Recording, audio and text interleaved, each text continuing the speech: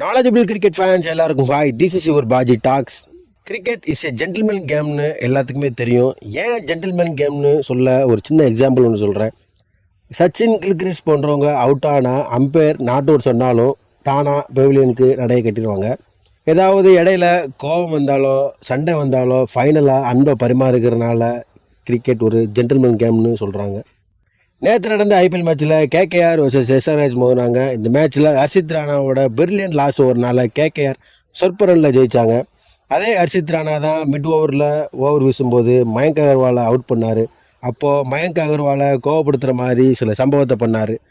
அப்போ பார்த்துட்டு இருந்த நமக்கே ஹர்ஷித் ராணா மேலே அவ்வளோ கோவம் ஆத்திரம் வருதுன்னா மயங்க் அகர்வாலுக்கு எவ்வளோ கோவம் வந்திருக்கும். ஆனால் ஒன்றும் பண்ணாமல் சைலண்ட்டாக வெளியே போயிட்டார் அவர். இந்த விஷயம் கிரிக்கெட் இஸ் எ ஜென்டில்மேன் கேம்னு சொல்கிறத உடச்சிருச்சு. என்னதான் எந்த சுச்சுவேஷன் வந்தாலும் இப்படி சர்ச் பண்ணுறதுலாம் ஒரு நல்ல பிளேயருக்கு அர்த்தம் இல்லை. லாஸ்ட்டாக கேகேஆரை ஒரு மிரட்டின ஹென்ரிக் கிளாசன் விக்கெட்டை எடுத்தும் ஹர்ஷித் ராணா அப்படி தான் பண்ணார். என்னதான் ஸ்லெட்ச் பண்ணுறது பார்ட் ஆஃப் த கிரிக்கெட் இருந்தாலும் இந்த பார்ட் ஆஃப் ஜென்ரேஷன் கிரிக்கெட்டுக்கு இது தேவையில்லாத ஒன்று தான்.